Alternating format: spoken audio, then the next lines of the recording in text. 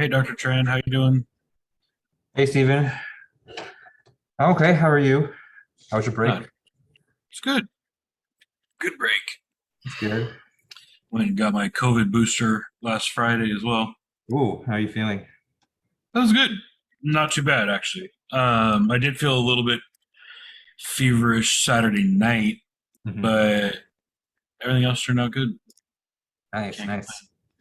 Yeah, my fiance got her booster on Friday as well. She was actually okay on Saturday, but she literally slept the entire Sunday. So she complain. woke up at 10 a.m. She ate something, and then she went back to sleep, and she didn't wake up again until like 7:30 p.m. Yeah.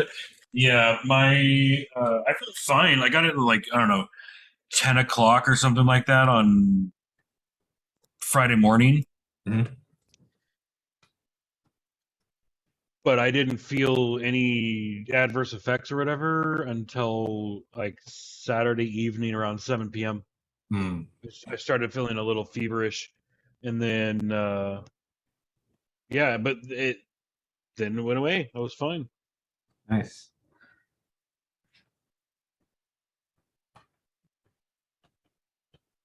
I drew up a really nice model for the ANSYS product final project, Nice.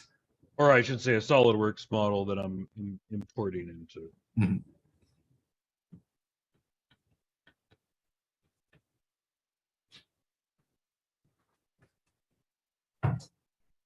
Right.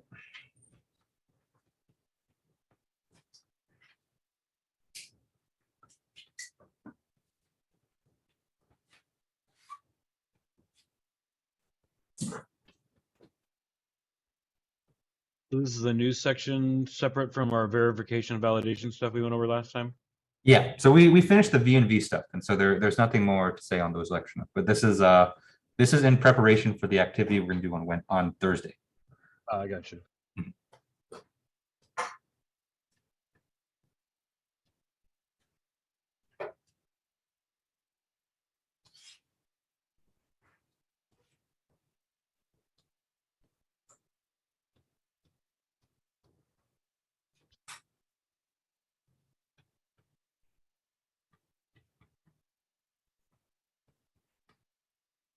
Yeah, I was gonna come into class today, but I absolutely lost track of time, and Hmm. the day just got away from me with senior design stuff. Uh, yeah, I'm sure it must be really busy. No worries. I got to see everyone before the break, and so I can say that I saw everyone's face in this class at least once. Yeah, I will say that while I don't think the exam that you gave was hard, I definitely think the time constraint on it was the most challenging part. Yeah, I can definitely see that. Yeah. Usually, I get a sense for how difficult the exam is just based on how quickly people finish and turn it in. But everyone was basically working up until the end. But but what I saw mostly was people just like punching numbers in their calculators and writing it down, punching numbers. So yeah, Yeah, it was time yeah, consuming. yeah, yeah. Mhm. Yeah, that was the biggest hurdle for me. I had everything done and I was rushing on like the final problem, and when I was looking at my matrices for punching in stuff for my calculator, I kept looking back through my other page, and I was when I first started it, I actually was looking at the wrong page. So I was plugging my main numbers into a different matrix for my Ah, final problem, and I was like, oh wait, and I when I realized it, I realized, oh, I'm gonna have to go back and erase. So I had to go back, but that was it. That wasn't going to give me enough time to finish it, so I did as much as I could. hmm. But yeah, it's definitely a good, I don't know, a kind of good change of pace from taking stuff virtual, doing it in person or whatever. I enjoy that. Hmm. That's good.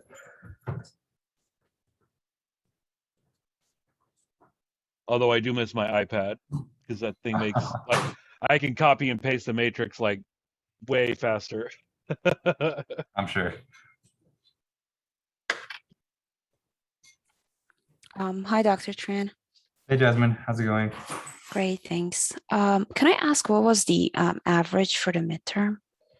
Oh, the average. I looked at it when I just finished grading. That's fine if you don't remember right now. No, I remember. It was 33 out of 40 was the average. Thank you.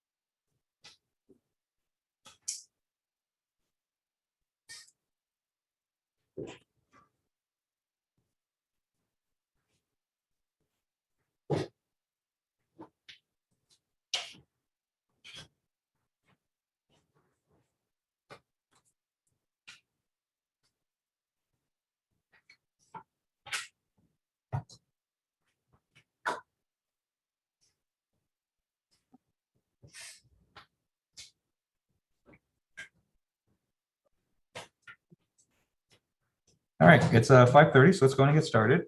All right, good evening, everyone. Welcome back from the Thanksgiving break. How's everyone doing today? Good, Can we have another good. week of Thanksgiving? Wait a second. Can we have another week of Thanksgiving? I wish I don't have the powers to do that. But if I ever become God one day, then I'll take that into consideration.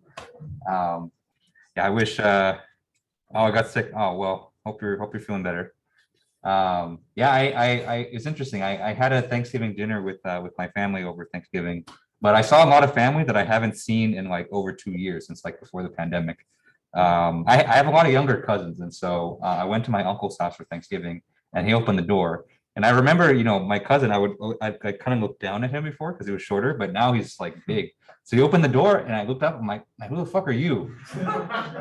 But it's my cousin. Like, it's Ethan. I'm like, oh, Ethan, yeah. Wow, you're big now. But that's how it is, It's with the pandemic, it feels like everyone goes through like an anime time skip. It's crazy. But with family gatherings, I saw a lot of aunts and uncles, and the thing with aunts and uncles is that they have a lot of things to say about the way I choose to live my life. So that wasn't as fun, but it was overall, I think it was nice to see a lot of family. Okay, so we're in the final stretch of the semester, and so we have 2 more weeks left of lecture. And so this week is ANSYS activity 6, right? And so this is our very last ANSYS activity. And so today we're going to go over some of the theory behind it, because this is kind of a special activity where we kind of need to go over some theory before we cover it. Okay, and so we'll do that today, and then on Thursday we'll run the activity, and then next week will be kind of like a free week. And so like I mentioned earlier this semester, I've developed a lot of handouts and a lot of tutorials on kind of some more, I would say, niche features in ANSYS that we haven't had a chance to cover. And so I've uploaded all of those handouts on Canvas already, and I know a lot of you have already taken a look. But I'll let you guys choose on which ones that we'll actually cover next week. Okay. And so we have 2 lecture sessions next week, and so I think I'll probably have time for maybe 2 or 3 or 4 different of the features that are online. And so I'll put out a poll for that tomorrow for you guys to vote on that. Okay. All right. So the other thing I did over the break was I graded your midterm exams, and so you should see your scores on Canvas already. And the average on the exam was 33 out of 40. So you guys did really, really well. Okay. Unfortunately, I forgot to bring them today, and so I know there's quite a few of you guys in class today, and so I know you're probably hoping to get your exam back, but I forgot, so I'm sorry. I literally looked at the pile of exams this morning. I'm like, wow, my apartment's a mess, and then I just did nothing. I just came to school. So but I'll bring them on Thursday for sure. Okay, and so if you come to class on Thursday for the activity, then you'll be able to have your exam then. All right.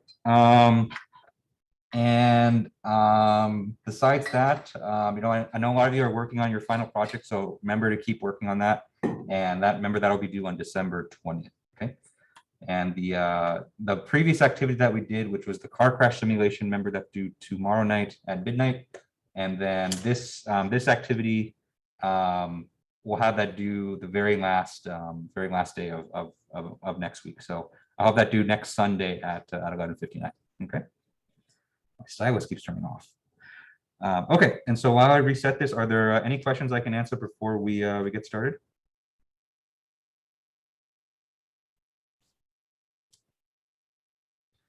Okay, all right. Let me go ahead and just restart this.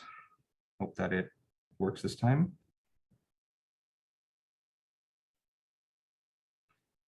All right, there we go. We're back. Okay, and so the topic for today is we're going to go over vibrations, resonance, and modal analysis. Okay. All right. So some of you might have already been taken a vibrations class, or you might be in it right now, and so hopefully some of this will be kind of review. But I do want to go over just for completeness sake, especially in terms of how you can conduct this kind of analysis in ANSYS. Okay. And so the analysis type that we're going to go over, that we're going to do on Thursday, is something called modal analysis and harmonic response.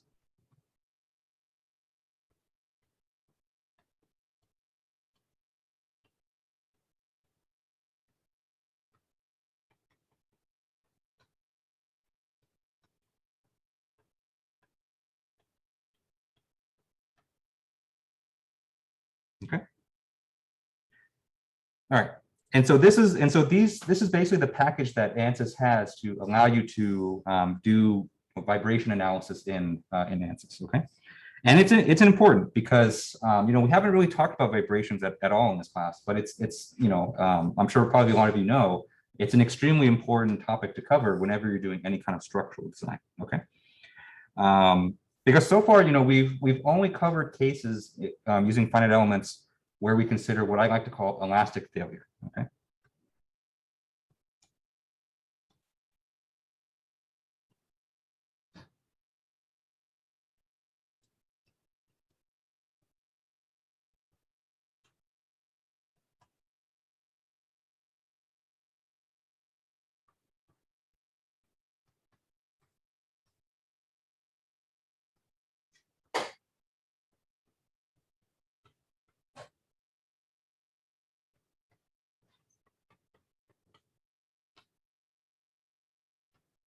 Okay. And by elastic failure, what I mean by that is, we've only been looking at cases where, we apply load onto a structure and we check to see if the equivalent stress exceeds the yield strength of the material. Okay.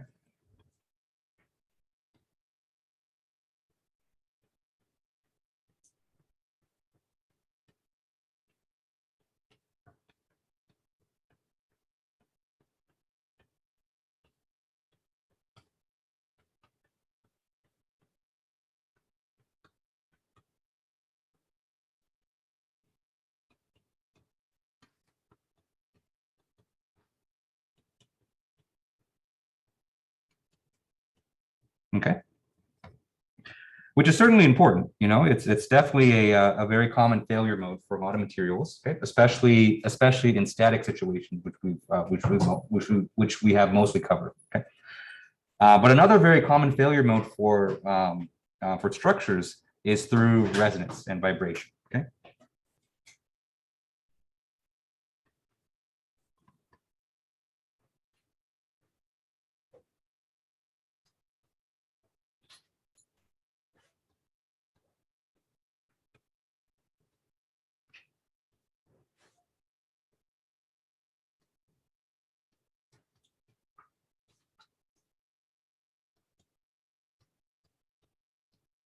Okay. And what that means is that every structure has what's known as a natural frequency.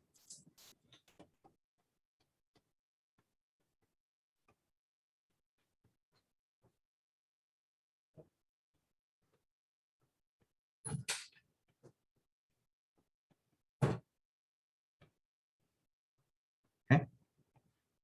And if you vibrate the structure, or if you oscillate the structure at the exact natural frequency, then what can happen is that the amplitudes of the vibrations will magnify and magnify and magnify until the structure can't sustain those vibrations at all. Okay.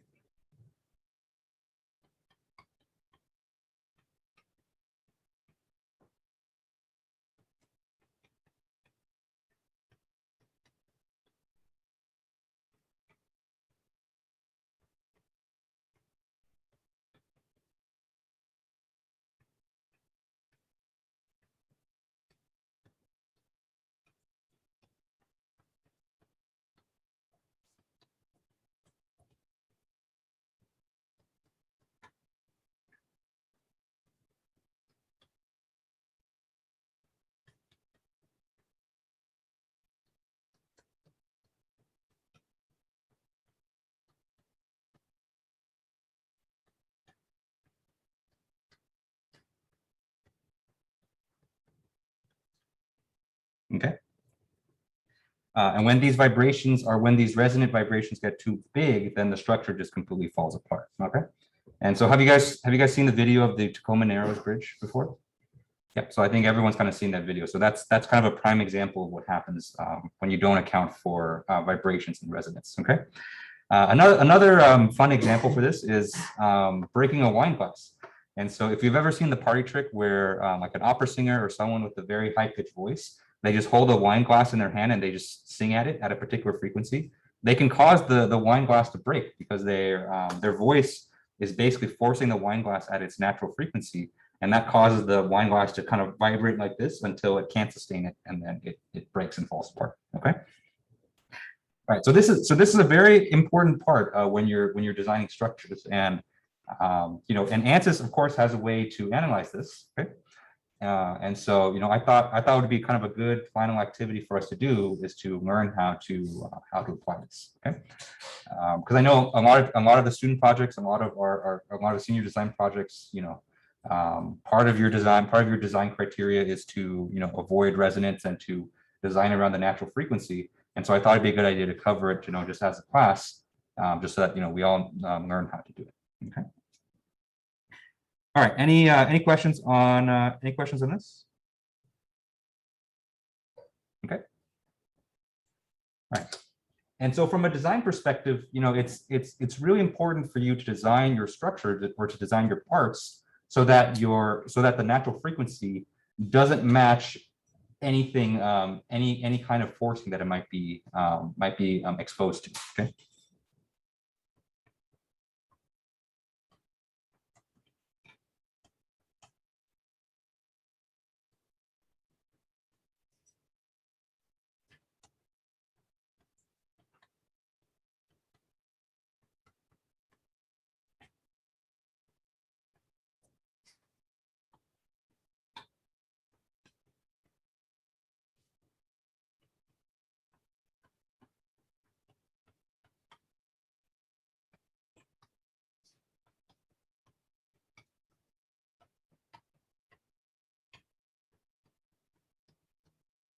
All right, this question, let me see. What was the chat? All right, question. So is it only frequency or intensity also plays a part? Yeah, it's a good question. So frequency is definitely the most important component. And so even if you have a very low intensity vibration, but if you force that at the natural frequency, then eventually it's going to cause resonance and cause the whole thing to break.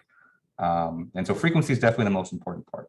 But intensity is also important too, because when resonance occurs, what happens is that the intensity of the forcing, that just tends to amplify and amplify. And so if you start with a very low intensity vibration, and even if you hit resonance, normally it takes a while for it to get to a point where it's catastrophic. But if you start with a very high intensity vibration, you know, and you reach resonance, then it doesn't take a long time for it to reach catastrophic levels. Yeah. So intensity kind of determines the starting point for your resonance, but frequency is what determines whether it's going to amplify or not. Yeah. Okay. And so some examples of this design in practice is that, you know, let's say that you're designing a building for people to, you know, to walk around in, and you're designing that building in California, right? And so we all know that in California, one big thing that we have to deal with always is earthquakes. Okay.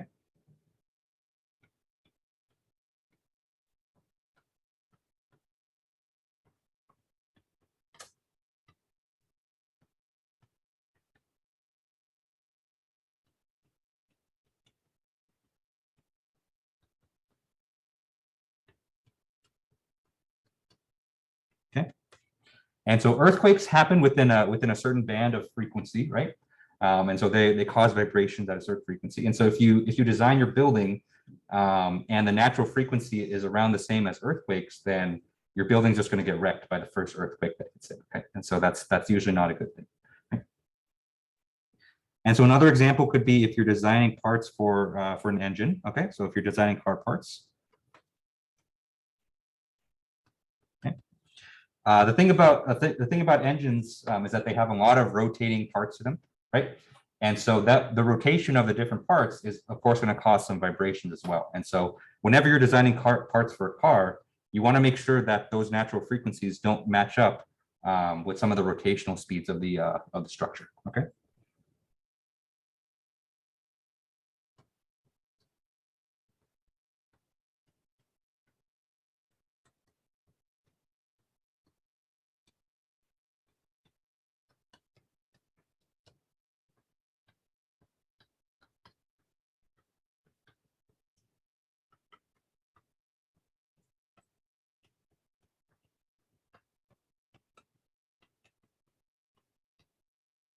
Okay. And so, knowing what the natural frequencies of your structure is critical to its design, right? Because you can have a very structurally sound design in terms of elastic strength, but if it's going to resonate with either an earthquake or whatever, then that design is ultimately going to fail. Okay. And so the key part to all this is knowing what the natural frequency is of any structure. Okay.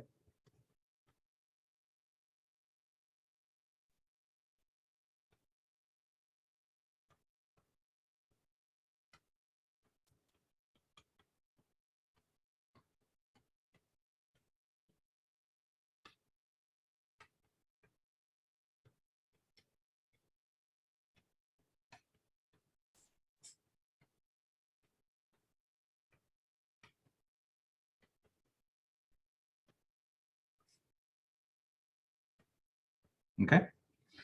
Because if you can do that and you can do that really quickly, then that's going to be a huge asset to you, right? The problem is, this is normally very difficult to determine in practice. Okay.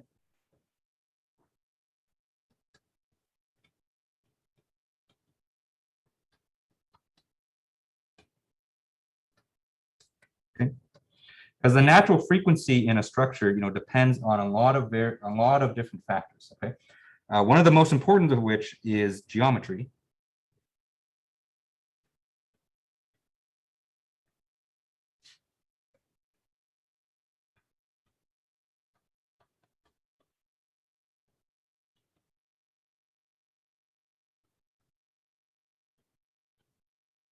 Okay. And geometry can be a very complex thing, right? Especially if you have a very complex part. Okay. And it also depends strongly on the material properties.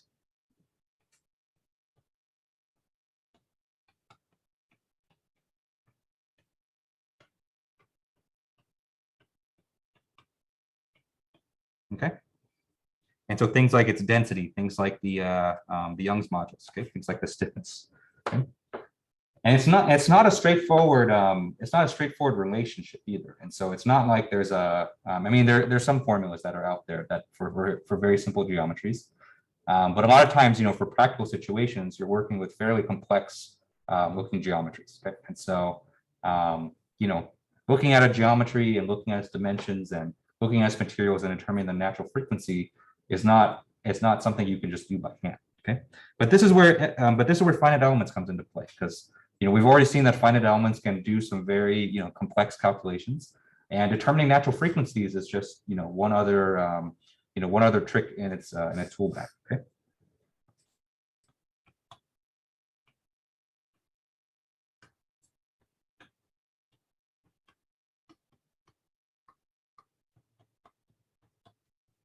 Okay. And so, learning how to do this with ANSYS is going to be the topic for the activity this week. Okay.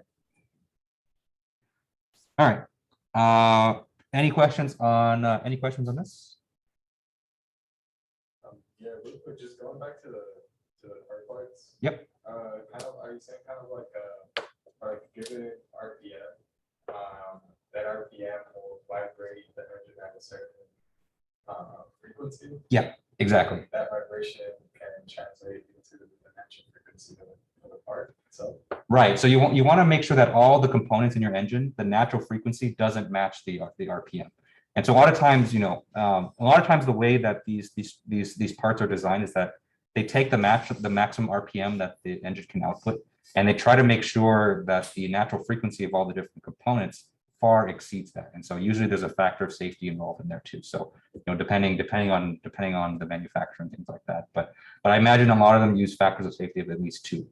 And so they try to make sure all the car parts are go beyond that, so you don't get any weird resonance that occurs. Okay, and so let's do a simple example to kind of illustrate all these things, just because it just kind of makes the illustration of the concepts a little bit easier. So let's look at the case of resonance within a string.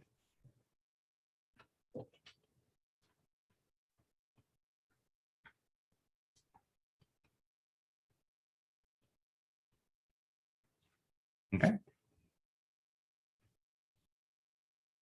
right? And so the situation is we have a wall or some kind of fixed location, and to that we're going to tie a string. Okay, so there's our string. And then to make sure that the string is taut, we're going to apply a tensile force T on the string. Okay. All right. So we know the length of the string. So the length of the string is going to be L. Okay. And we also know the string's density, okay, which we'll denote by this special symbol mu. Okay. And the way we're going to define the density is that mu is going to represent the mass of the string per length. And so it's a little bit of a strange unit for density, because usually density is mass over volume, but because the string is just one dimension, we'll define it in terms of mass per length. Okay, and so the units for this would be like something like kilograms per meter. Okay, all right. And so this is a situation where you might find on like a guitar, right? And so guitar is basically a collection of strings, and they're all fixed on one end, and then you can adjust the tension of the strings by tuning the guitar, right? And so this is kind of the same thing. And so the nice thing about this string example is that because the geometry is so simple, we actually have a formula that we can use to compute the natural frequency.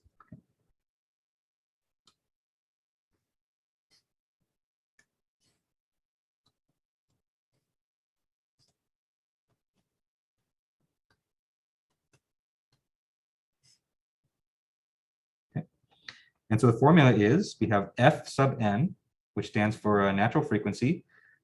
This is equal to 1 divided by 2L multiplied by square root of T divided by mu. Okay.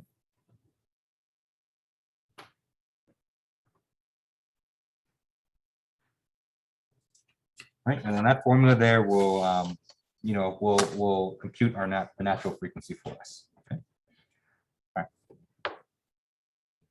It's a simple formula, but I think this formula, there's a lot of information packed within this formula that we can kind of unpack. Okay, and even though we're not going to be doing a resonance analysis on a string, I think looking at the various terms in this expression here and seeing how they affect the natural frequency, I think can tell us a lot of what to expect from more complex cases. Okay, and so in other words, we're going to build a lot of intuition just from the simple formula here. Okay, all right, and so I'm going to break this down into the three kind of main terms that we see in this formula. Okay, and so the first is L.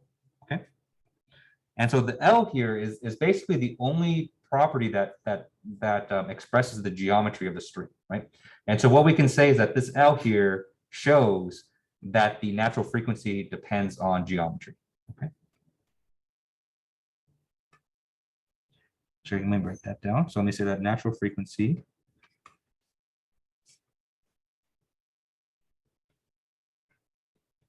depends on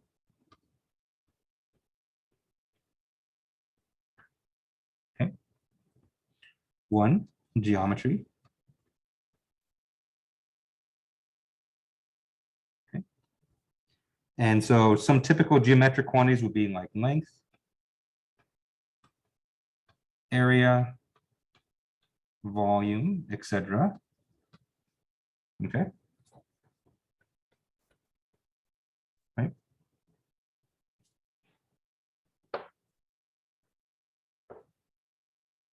Okay.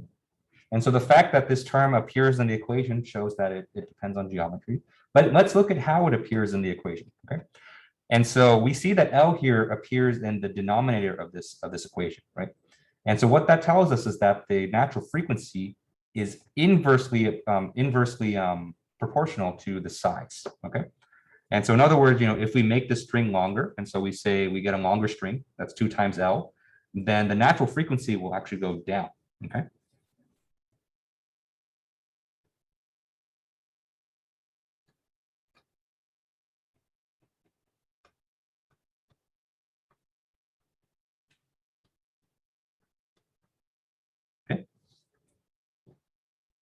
And so that seems to imply that if we increase the size of our if we increase the size of, our geometry, then that's going to decrease the natural frequency. Okay. All right. Next, we have mu. Okay. And mu here is a property of the material itself. Okay. And of course, this isn't the only material property, because in reality we have things like Young's modulus, Poisson ratio, bulk modulus, all those things. But for this string, we just have this one material. Okay, and so this shows material properties. Okay.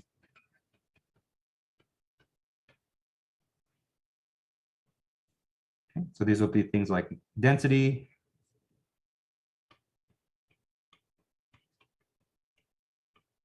Young's modulus, etc.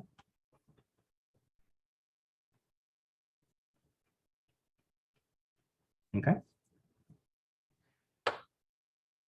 And again, we see that the density here is in the denominator. Okay. And so for this case, we see that if we increase the density, and so if we use a more dense material for a string, it's going to lower our natural frequency.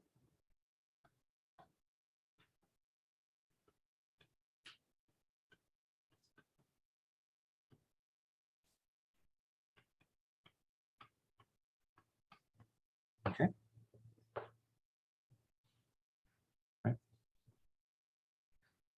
But I will say that this relationship here isn't always true for all material properties, but it is true in general for the density. Okay, and so if you increase the mass, you increase the density, you're going to expect a lower natural frequency. Okay.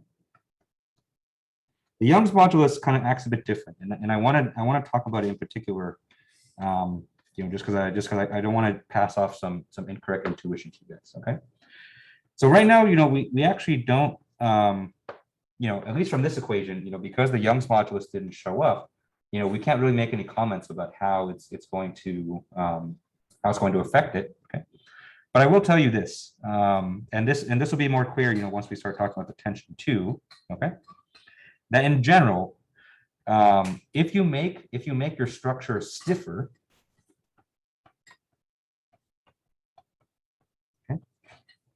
If you make your structure stiffer, and so if you increase the Young's modulus, okay, then this is actually going to increase your natural frequency. Okay.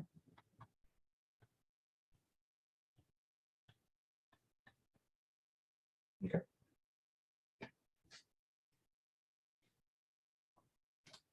Right. And that's a big way that people design structures to have a higher natural frequencies. They just use a simple, either a stiffer material, or they increase the stiffness of your structure in other ways. Okay, and we'll talk about that a bit later as well. All right. Any questions on this so far? Okay. All right. And so the last property that we're going to look at is the tension. Okay, and the tension is very special. Okay. On the one hand, it represents some stiffness in the string. Okay. Question. So, is there an advantage to increasing the natural frequency? Yeah, that's a great question. So generally, actually, you want to increase the natural frequency for a lot of your structures, because you don't want a natural frequency that's too low. Because a lot of times when you're designing a structure to be resistant to vibrations, and you're considering kind of the frequencies of some of the forcings that it might be exposed to, it's a lot easier for like say an earthquake, right? So an earthquake, it might have a natural frequency or a maximum frequency at which it'll vibrate, but it might be also lower than that as well. And so to kind of make your structure as earthquake proof as possible, you want to take the maximum frequency that the earthquake can do, and then you want your structure to have a higher natural frequency than that. So that there's just no way for the earthquake to kind of reach up to that point. But if you make your natural frequency lower than that, kind of along the way, then the earthquake might pass through that natural frequency, and it might cause some damage along the way. Yeah. So generally the thought process is to actually design your structures to have a higher natural frequency. Yeah. Mm-hmm. All right. So let's look at the tension. Okay. And the tension actually represents a couple things for the structure. Right? On the one hand, it represents stiffness.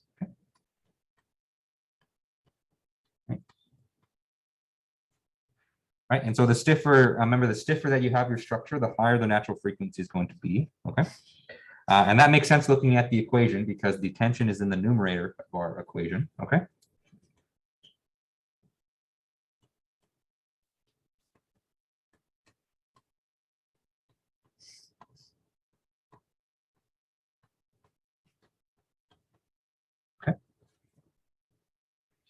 But it also represents something else that we can also incorporate into our ANSYS simulations as well, and it's the idea of pre-stress.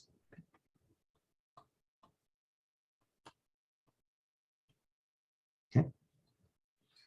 And so the idea with pre-stress is that when you load a structure or when you place loads and constraints on a structure, a lot of times that structure is going to respond to those stresses, right? And that's what we've been simulating so far this semester in finite elements. But by responding to these structures, you're putting a state of stress on the inside of your structure, right? So that's the equivalent stress that we've been looking at, right? And so basically, what happens that by inducing this pre-stress or by placing your structure under a state of stress, you're also kind of increasing the stiffness of the material as well. Okay. And so basically if you place your structure under pre-stress, this is also going to increase your natural frequency.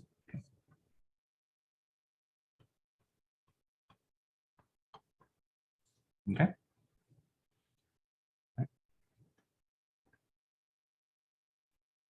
And intuitively, this makes a lot of sense, right? And so if you've ever picked up a guitar, you'll know that the more tension that you have in your string or your guitar strings, the harder it is to kind of strum, right? And so on one end of the spectrum, you could have no tension in the string, and the string will be just kind of like a wet noodle. And so there's no stiffness at all, right?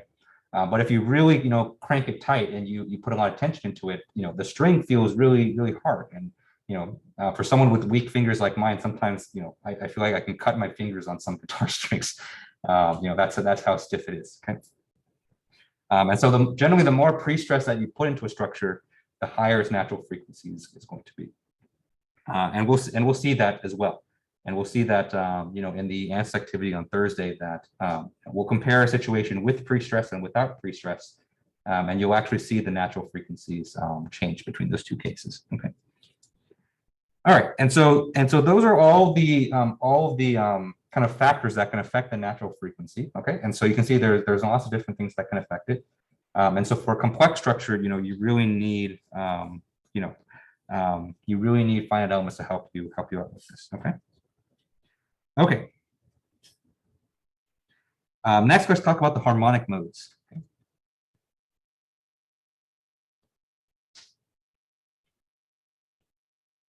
Okay. And so the idea with the harmonic modes is that when you do force a structure at its natural frequency, it's going to vibrate at a certain with a certain shape. Okay.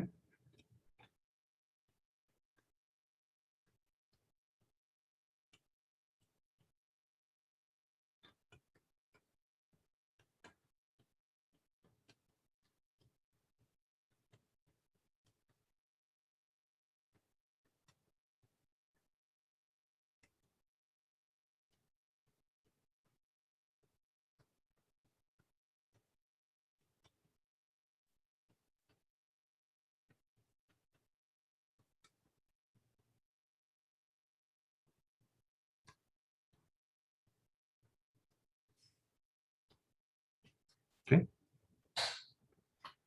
And the shape of those vibrations are known as the harmonic modes. Okay. All right. And so for a string, right,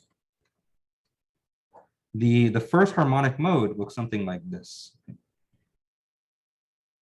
Okay. And so the string will kind of vibrate up and down, between these two extremes. Okay.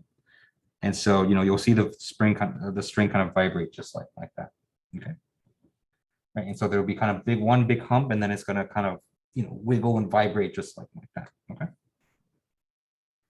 Right. Another way that you can view the harmonic modes is if you apply what's known as an impulse type loading to the structure.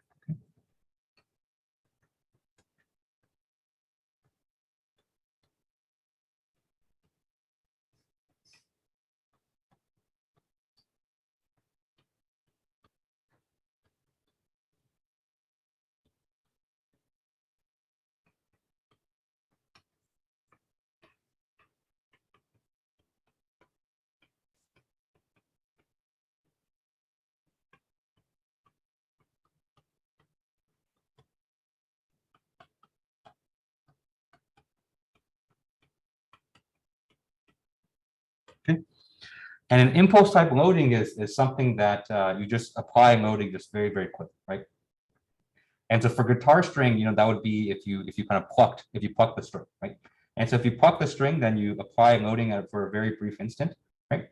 And then after you apply the forcing, then the structure is going to keep vibrating after a little bit, right?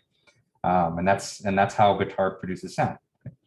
And so if you pluck the guitar string or you apply an impulse, then the vibrations that result will look something like that. Okay, and every structure will do this. And so if you apply an impulsive loading to any structure, it's going to vibrate at its natural frequency using the shape of the first harmonic mode. Okay, and so if you take any structure, and so let's say that I take this overhead projector, I just like smack it upside the face.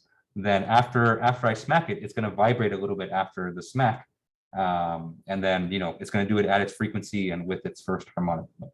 Okay, and so I remember after I first learned this, I went around my dorm at the time and just kind of hit everything, and then I just looked at the vibrations. And my roommate didn't appreciate it when I hit him, but he also vibrated in anger, not with resonance.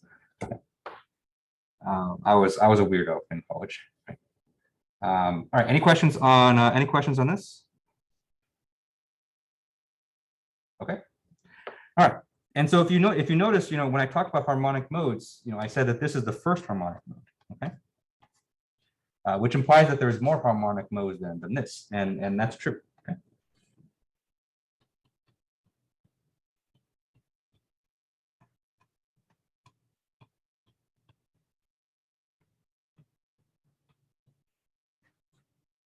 Okay.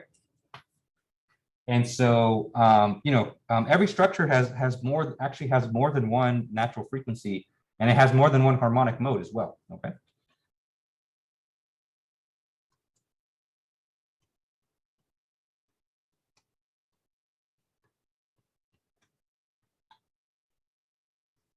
And technically speaking, then every structure actually has infinitely many harmonic modes. Okay.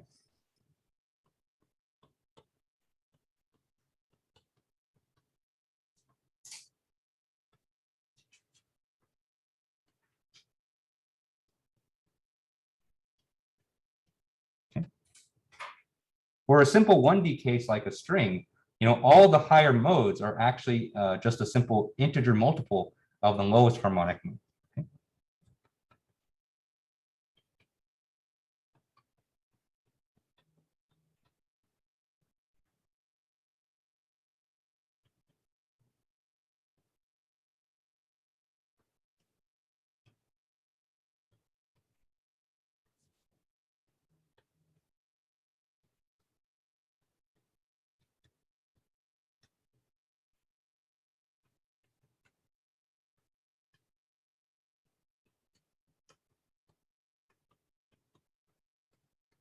Okay. And so the second mode is just going to be, I'll call this F2N. Okay. This is just going to be simply 2 times Fn. Okay. And the third one is just going to be 3Fn. Okay. Right. And the cool thing is that each of these harmonic modes have their own unique mode shape.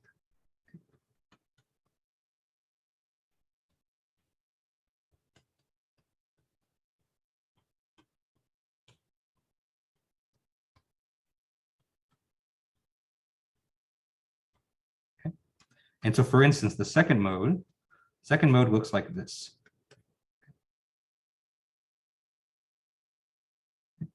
So we have kind of a bimodal thing. So it looks like a sine wave. Okay, 2 peaks. Right, so for the third mode might look something like this. Okay, and so you have 3 peaks like that. Okay. Right, so basically every harmonic mode has a frequency associated with it, and it also has a mode shape. Okay.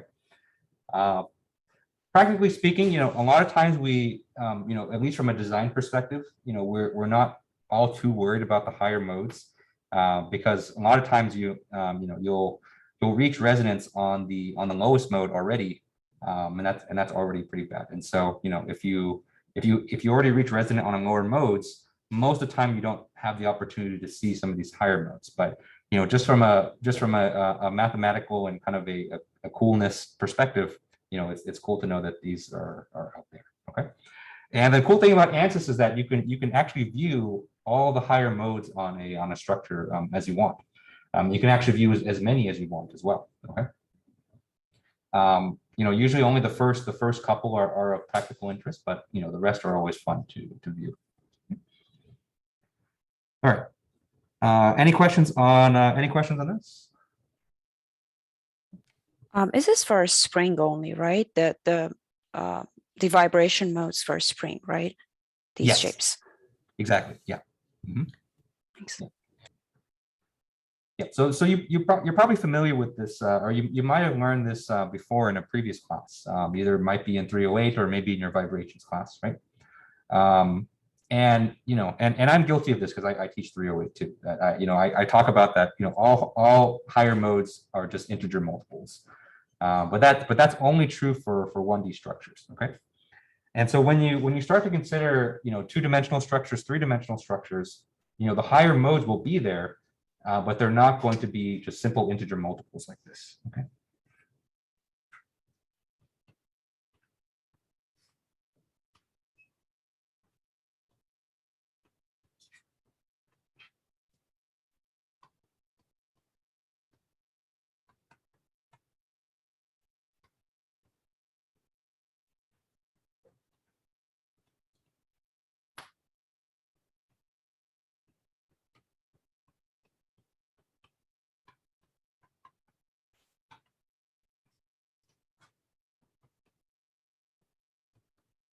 Okay.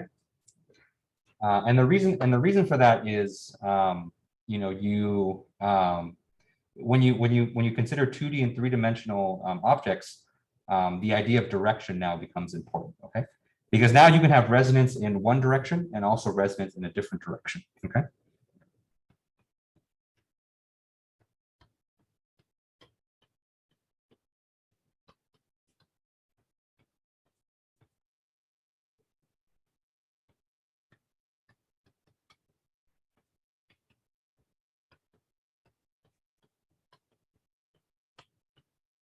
Okay. Right, and so just as an example, let's say that we have a triangular block. Okay.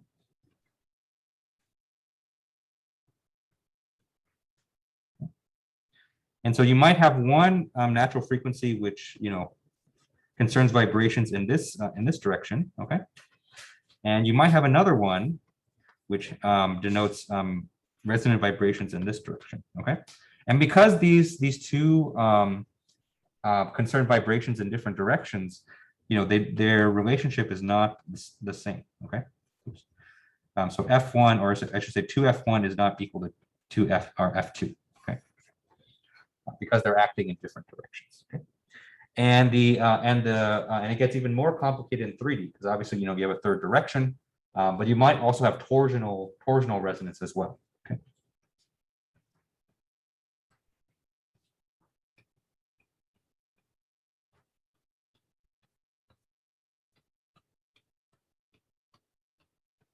Okay.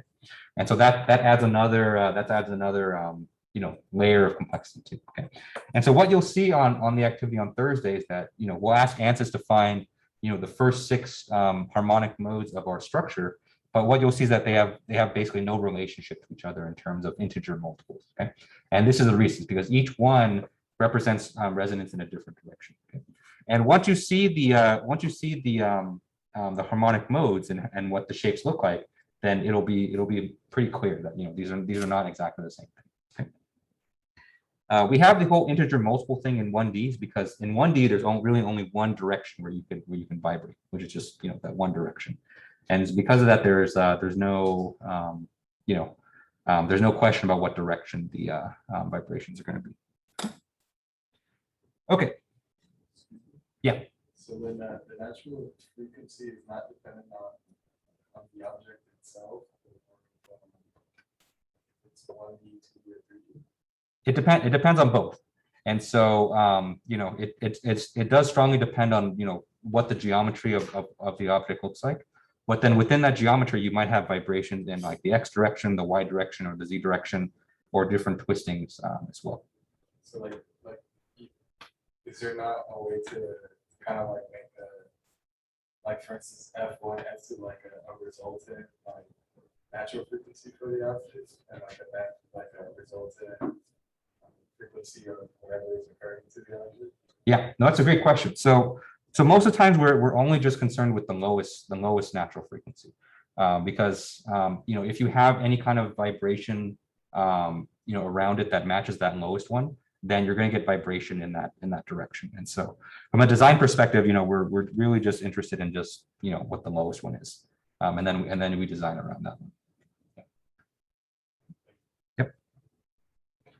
All right, and so to kind of sum up this this area on the theory, from a design perspective, we're whenever we're designing a structure, we're interested in kind of two main things. Okay?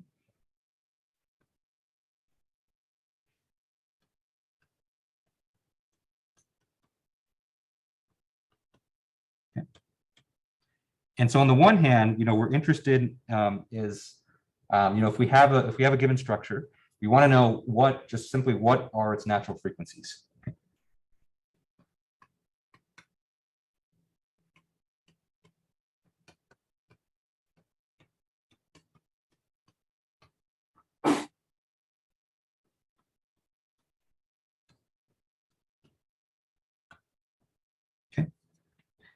And number two, and unfortunately, we're not going to be able to get to this in the activity.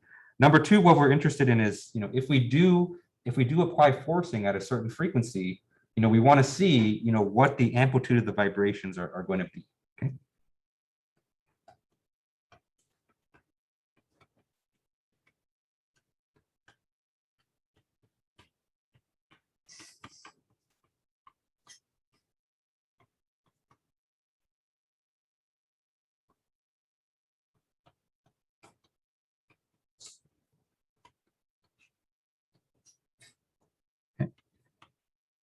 And so on Thursday, we'll definitely do the first one. Okay. And so the first one we'll do what's called a modal analysis. And then for number two, that's known as harmonic response. Okay. And I'll talk about what harmonic response is and what you can expect from it. But unfortunately, we don't have time to cover it in the activity. Okay. All right. Any questions on this? I remember something. Can I ask a question about it? Sure. So I know like there's like a linear combination or non-linear combination of these modes that make up like the whole vibration. Does it have anything to do with being in 1D or 2D or 3D? I mean, or it can in 1D we get like linear and non-linear both in 1D as well, or that's. Oh yeah. So I think what you're thinking of is the Fourier series of the of something like this, or the Fourier decomposition. And so yeah, absolutely. So it doesn't matter if you have a 1D, 2D, 3D structure. You can make a Fourier series that kind of decompose any kind of motion in terms of all of those natural frequencies. But that's kind of more useful if you want to do something analytically. And so actually underneath the hood, when we talk about harmonic response and modal analysis, ANSYS is basically solving for a Fourier series of the response. Yeah, it's just that we're doing it computationally instead of by hand. All right, so let's talk about the first tool first, and that's going to be what we're going to spend most of our time on Thursday, and that's for modal analysis.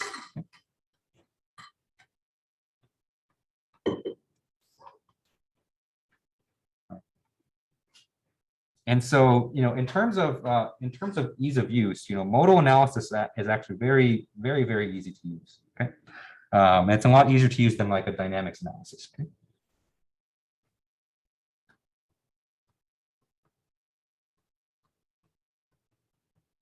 Right.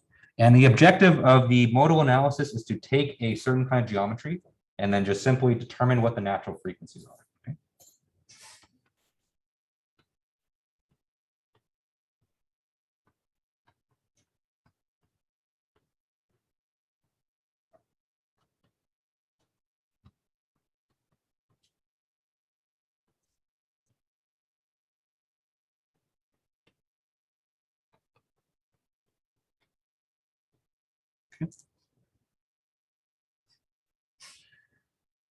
Right.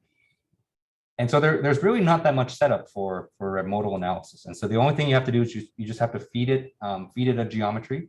You just have to mesh it. You have to constrain it. And so you do have to fix it in space, but you don't even have to apply any loads. So once you do all that, then you just hit go, and then it'll give you a list of frequencies.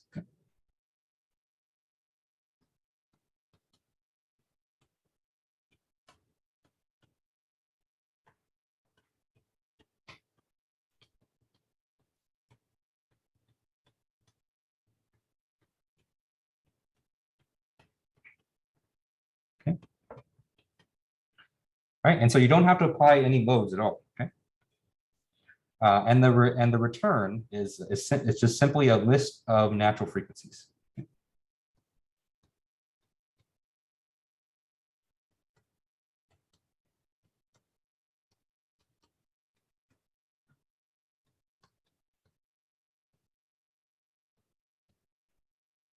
Okay.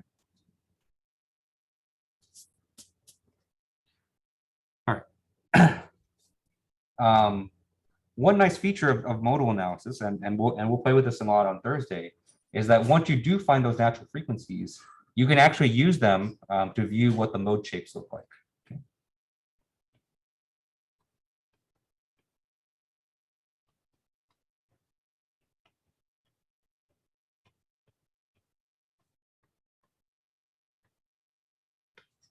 Okay.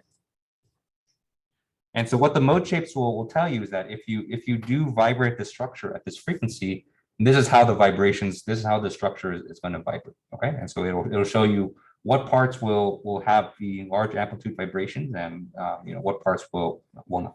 Okay. All right. And so technically, no loads are needed on for modal analysis, but you can put them on. Okay.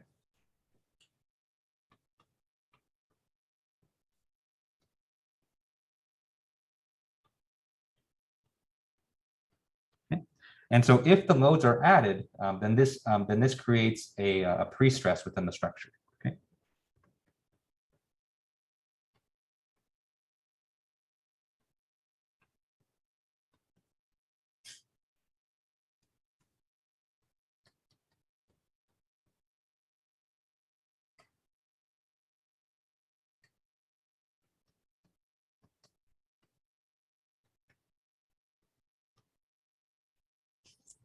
Okay. And remember what we said about pre-stress is that pre-stress is basically a state of stress within the material, right? And so it'll be like an equivalent stress. And that equivalent stress will alter the stiffness of the material a little bit. Okay. And so that'll alter your natural frequencies. But what you'll see is that the pre-stress is actually a fairly minor contribution. And so, it's not going to change things too much. Okay. All right. But a lot of times, it is useful to, to add this pre-stress because, a lot of times you're going to be doing a static structural analysis anyway, right? Because resonance is usually something that you check after you run a static analysis on a structure. And so what you can do, and we'll see how to do this on Thursday, is that if you first perform a static structural analysis, okay,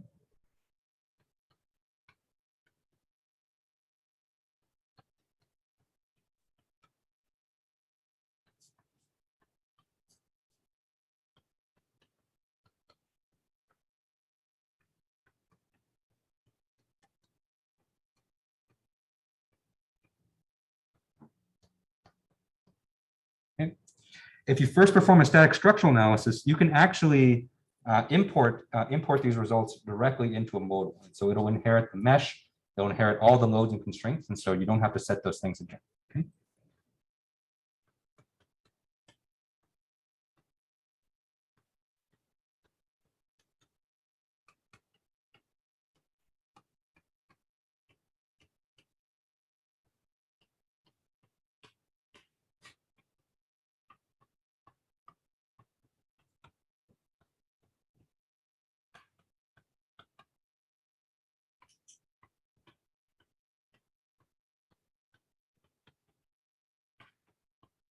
Okay.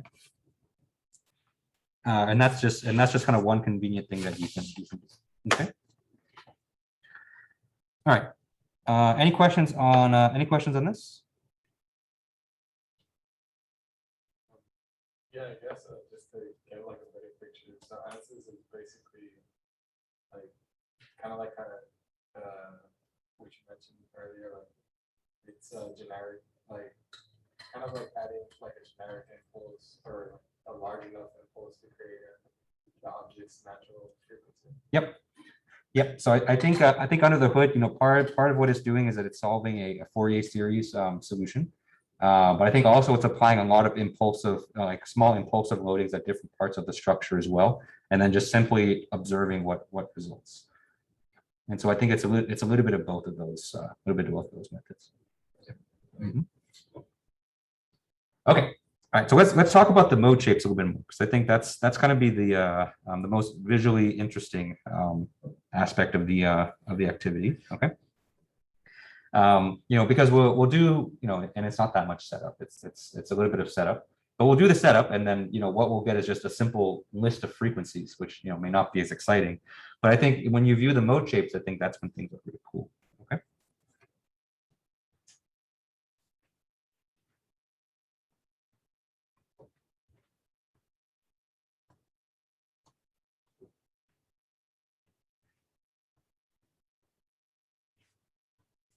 Okay.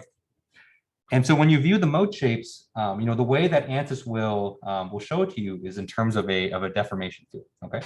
And so we've seen deformation fields before. Okay. And so if we do it for a string, it might look something like this. Okay. And that might be for the first mode. Okay. Right. And that might be it for the second mode.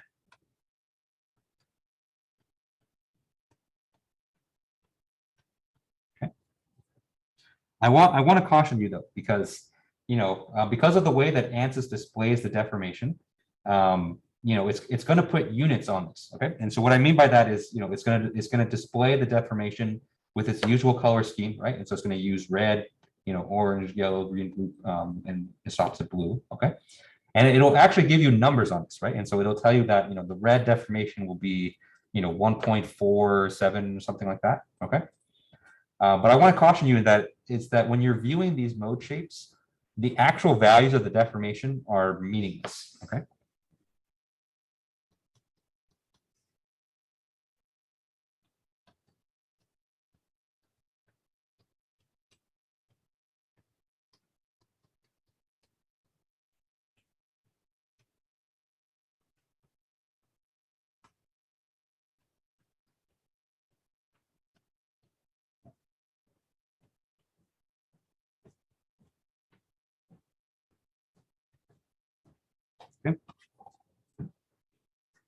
And what I mean by meaningless is that they're just dummy values, okay? And so there's no physical significance behind them. And so if you vibrate the string at its natural frequency, and if ANSYS says that this is like 1.47 centimeters, something like that, okay, it's not actually gonna be 1.47 centimeters, okay?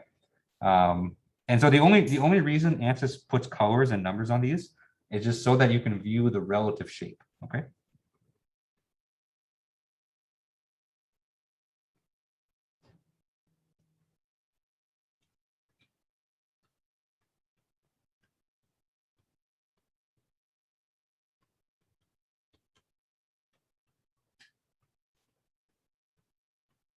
Okay.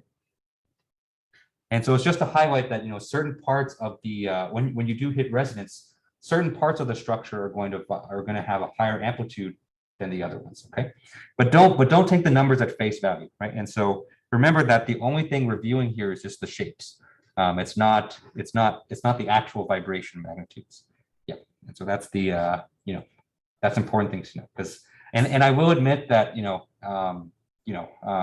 I will criticize ANSYS about this, that I think they should make it a bit more clear in their UI that what you're viewing is just the shapes, because when you view these shapes, it'll actually say deformation in centimeters or deformation in inches, and I think that's really misleading for for a lot of people that don't really understand what they're looking at. So definitely be careful of that, and because I think it can be very, very misleading the way that ANSYS presents it.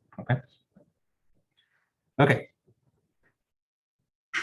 And so modal analysis is can be used to improve the design of a structure, right?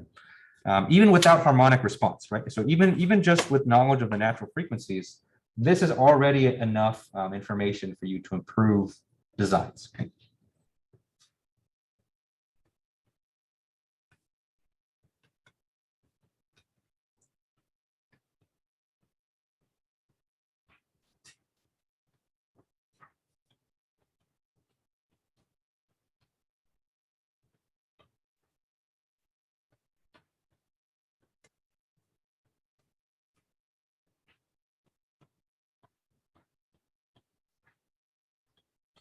Okay.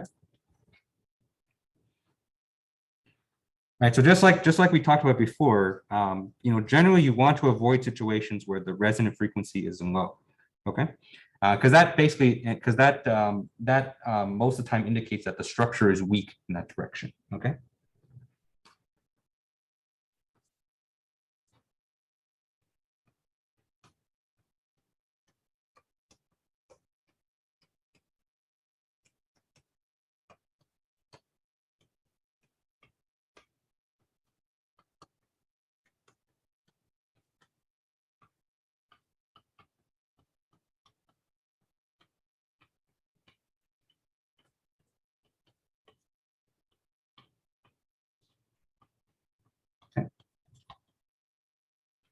Or in other words, the structure might be susceptible to breaking, due to vibrations that direction. Okay, and so with that in mind, you can use the results of the modal analysis to add some strength in certain directions. Okay, either by changing the material or sometimes just simply changing the geometry. Okay, all right, and I'll give you a quick example of that on the next page. Before I do that, are there any questions on this? I have a question. Sure. What is the governing equations that it's solving? Is it like a wave equation? Because I remember something similar in chemistry, is Schrödinger equation, and then we would get psi that didn't have any physical meaning. Is it the same thing? It might be. You mean in terms of getting the mode shapes? I think it might be the same equations that it's using to solve for the natural frequencies. I think there might be some deformation components in there as well. Although I don't know exactly what ANSYS is solving, but that would be my guess, is that once they determine the natural frequencies, then they might like just apply some impulsive forcing on the structure, and then they just kind of view what the deformation looks like. So there's no like governing differential equation that's solving and getting these modes, or it's just getting it like statistically. I don't know how they're just coming up with these like modal shapes. Yeah, no, it's a good question, and I wish I knew what they were doing under the hood. I'm just kind of throwing some conjectures out. I see. So, Got it. yeah, they might be solving something similar to like a Schrödinger's equation or something like that. Yeah. But that I'm not sure. Okay, got it. Thanks. All right, so let's look at an example of how you can use the results of a modal analysis to improve a structure. Right? And so let's look at a situation where maybe you're designing like a patio or a veranda. Okay.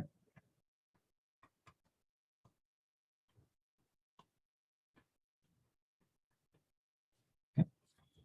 All right, and so let's say that your veranda looks something like this. Okay.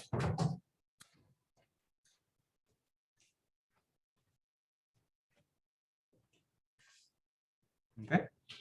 And so it's basically a table, I guess, but people stand underneath it. Okay. This person has scoliosis. Redraw it. There we go. Okay.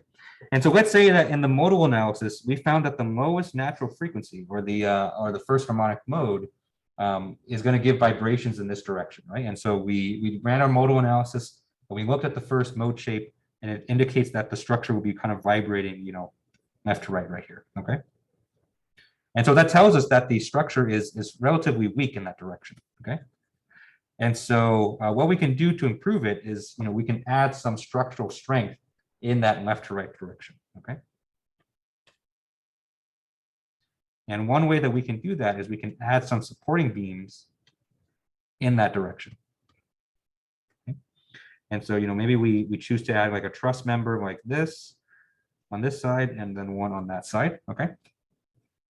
And then once we do that, we increase the strength in that direction.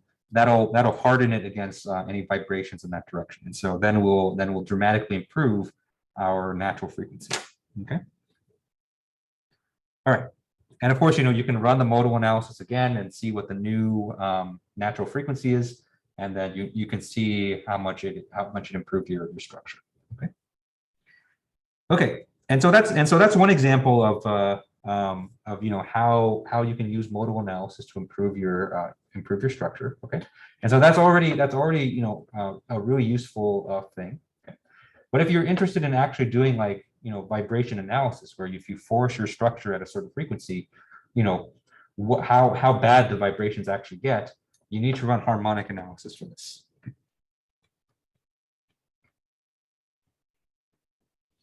And actually it's called harmonic response analysis.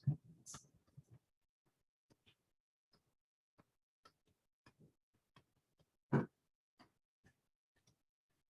right.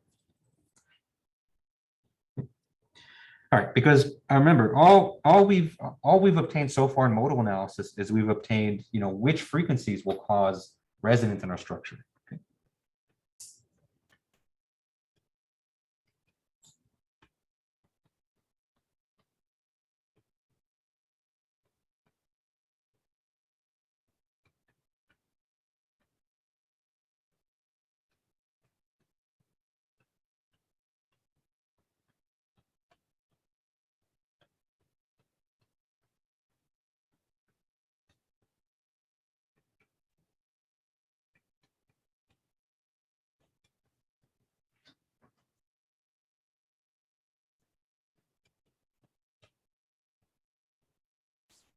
Okay. But we don't have a sense of how bad the vibrations will be, you know, if we do achieve those, if we do reach resonance. Okay.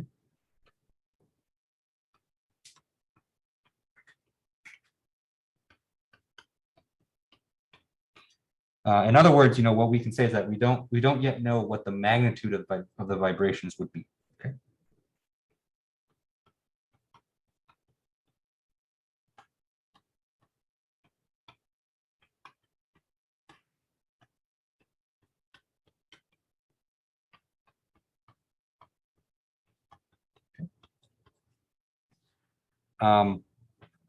And the reason for that is the magnitude of the vibrations. It depends on whatever the oscillating forcing is going to be, right? And so, you know, if you think back to, I think Jasmine asked the question earlier in class today, that, you know, whether the vibration that we see depends on the frequency or the magnitude. Okay. And so this is the part where the magnitude of the forcing actually comes into play. Okay.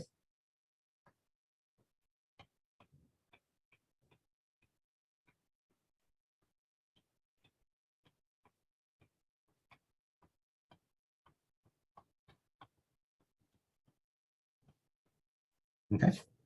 Because depending on the magnitude of the forcing, it's going to cause a different magnitude of vibration in our structure. Okay.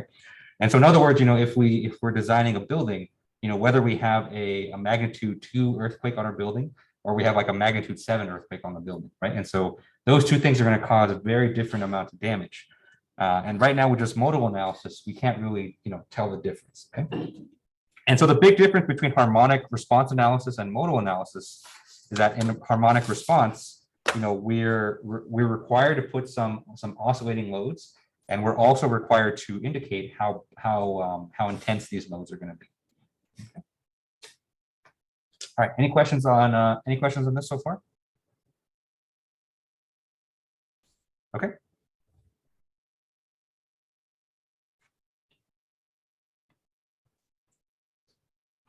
And so now we must specify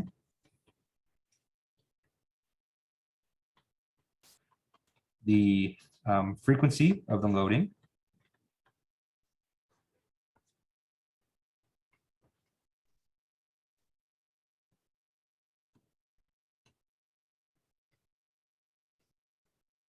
Okay. As well as its intensity.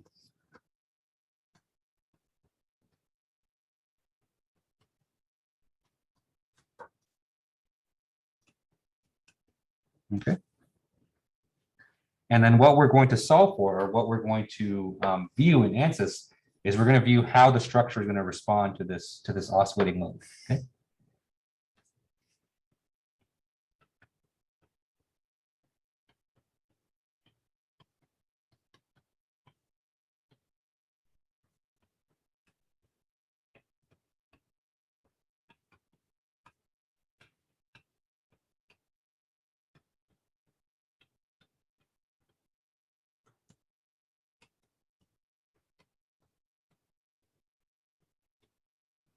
Okay. All right. And so the result of a harmonic response is what's known as a spectrum plot. Okay.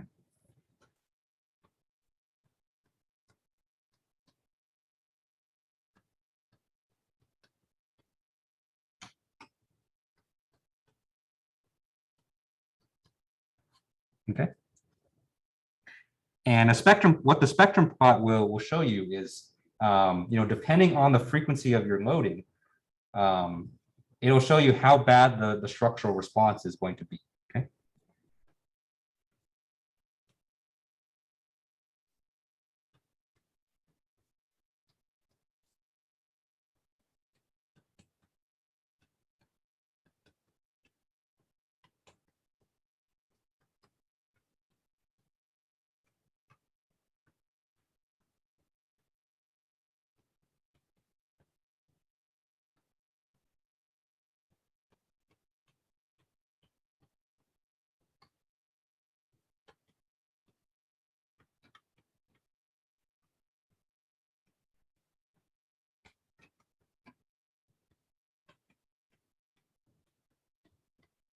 Okay. And so the spectrum plot will look like this. Okay. So on the x-axis we have frequency. Okay. And on the y-axis we have deformation. Okay. And so what you expect from these plots is that for the locations where we have our natural frequencies, okay. And so let's say this is natural frequency 1. This might be natural frequency 2. Okay. At those frequencies, you would expect that the vibrations or the deformation in the structure will be at a maximum. Okay. And so that's exactly what you see. Okay. And so a typical spectrum plot will look something like this. Okay. Okay. Where this first peak here matches up with the first natural frequency, and the second peak here matches up with the second one, and then it goes, and it goes down from there. Okay. All right. And so the spectrum plot, this will actually give you true values of deformation. Okay, so you can actually trust these numbers. Okay.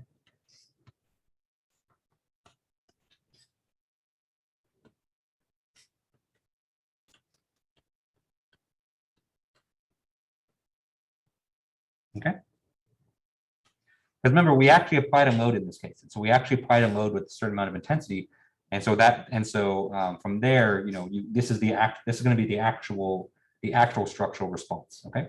And so let's say that that you're trying to guard your building against, say, like the worst, a magnitude 7 earthquake, then you can actually apply the intensity of a magnitude 7 and see how bad the response is in your structure. Okay. All right. And just one more quick piece of trivia that before you run a harmonic response, the ANSYS has to know what the natural frequencies are. And so a modal analysis has to be run first before harmonic response. Okay. All right. Any final questions before we wrap it up for this week? All right. All right. And so that's the background information for modal analysis. And so on Thursday, we'll actually put this into motion. Okay. And again, I unfortunately, we won't get a chance to do harmonic response, at least not as part of the activity, partly just because it's the last activity and, I didn't want it to be too heavy. But, I certainly encourage you to take a look at it. Okay. And I apologize again, I forgot to bring the exams today, but Thursday for sure, I'll bring it. Okay. All right. So thank you guys for tuning in today. I know it's kind of like hangover from Thanksgiving. And so, I appreciate you guys coming out. Have a great evening, and I'll see you on Thursday for our last ANSYS activity. Thank you, Professor. Thanks, guys. Thanks, Dr. Tran. Have a good one. Thanks, you too. Thank you, Dr. Tran. Bye.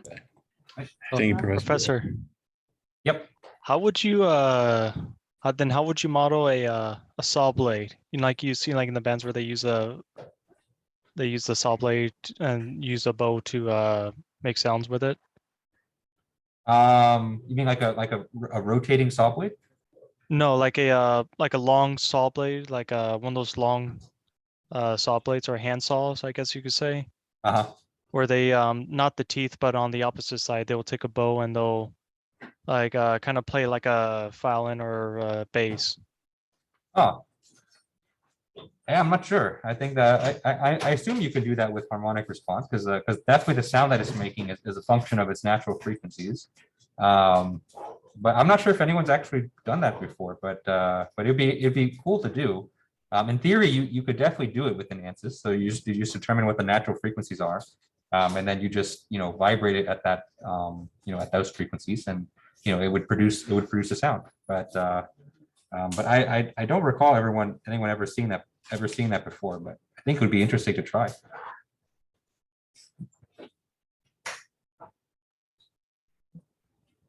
Question. Yep.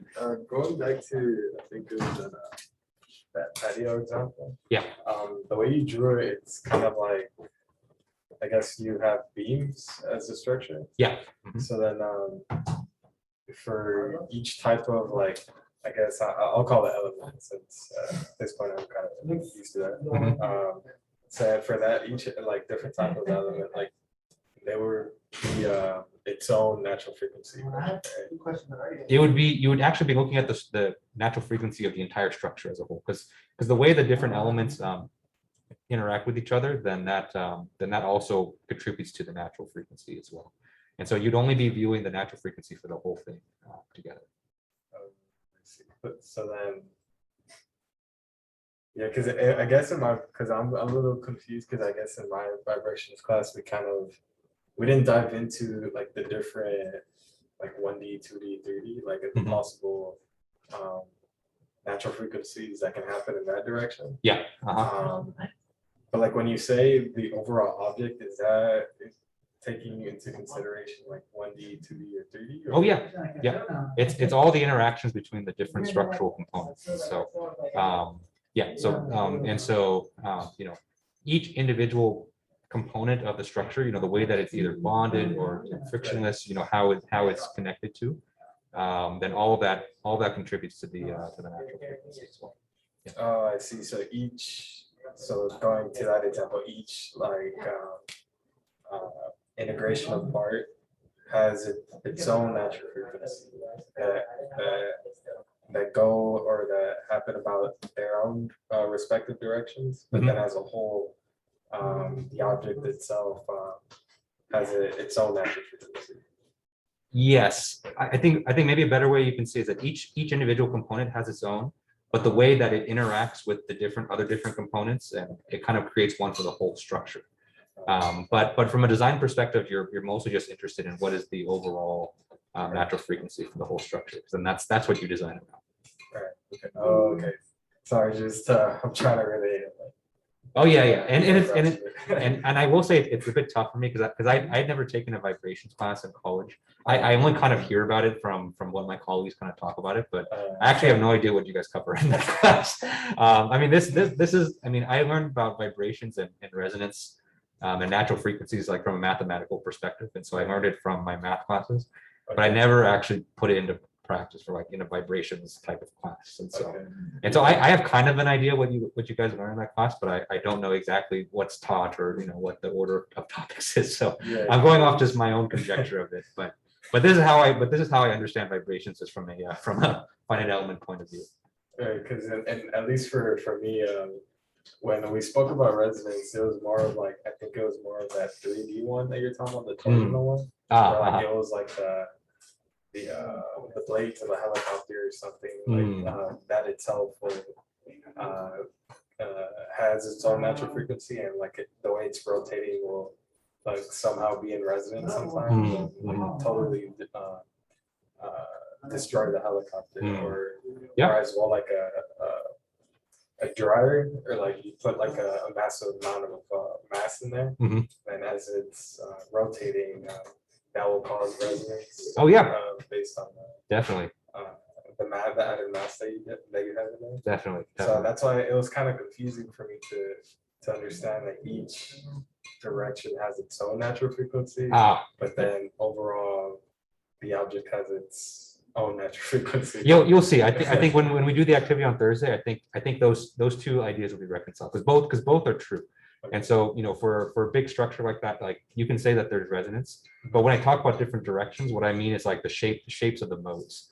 And so I think once you can visualize it in an example in Nance, I think it'll be a bit more clear. So, so yeah, let's hang on to that Thursday, and then I think hopefully it'll make more sense. Thank you. Yeah.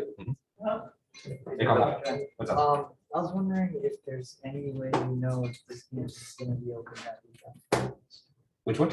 If this room will be open that weekend. Coming here if I need to finish up the project. I doubt it, but I can open it for you because I'll certainly be working. You'll be here? If you email me beforehand, I can help you.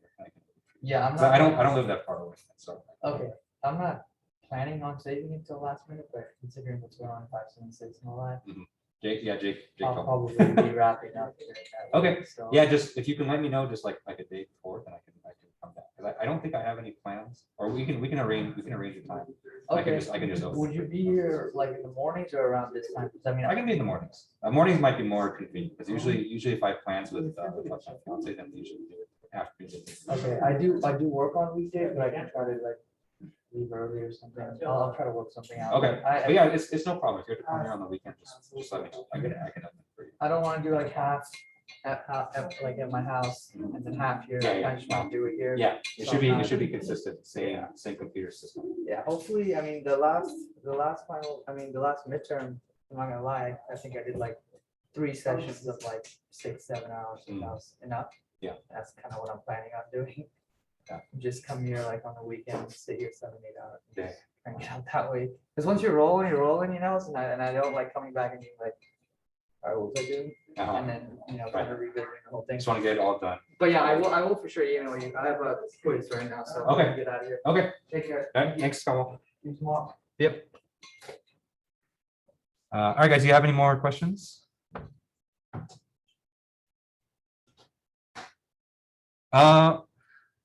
So will the next activity be challenged? So actually, this is the first time I'm actually running this activity. So I ran it with my grad students, actually actually right before Thanksgiving, and they're working on it right now. And so I haven't heard anything from them about if it's, and actually I should have asked Kamal before he left. I haven't heard anything from them if it's hard or not. I think in terms of complexity, it's not as complex and it's not as time consuming as the dynamics one. And so I think it's, it should be relative, and I say this, with caution. I know that things that I think are straightforward are maybe not as much, but it's definitely not as time consuming as the dynamics one, and so it should be easier to accomplish. Yeah. And the recording will be up, and so you can always view it later. For sure. Yep. All right. That's what I was talking about. So my wife got me this weird new tool for person. I'll watch it later when I when I get back to my office. Yeah. All right. I'll see you later. All right. See you, Nick. See you, Chris. Jesus, did you have any final questions? Yeah, I did actually. Oh yeah. What's up? So I know I think I'm the only graduate student in your class. Is there any extra assignment at some point? Because I think I remember something from the syllabus that said something about an extra assignment. Yes. And thanks for reminding me. Actually, Jasmine reminded me about that today too. Usually what I do for this class is I have you do kind of an extra component of your final project. And so I've already talked to Jasmine about it, which is another grad student in the class. If you can factor in something, either activity 5 or activity 6 into your final project, like you do like a modal analysis or you do a dynamic analysis in your final project, then I'll count that as the extra. I'll count that as the extra assignment. Yeah. Okay. There is I think maybe a modal analysis would be make more sense for this because it's an optical mount. They're susceptible to vibration, so maybe that'll work. Okay, yeah, I think that's perfect. Yeah, if you can factor that into your final report, you do a modal analysis. I think that'd be perfect for it. Okay, great. Yep. Thank you, Professor. Yep. All right, have a good night. All right, good night.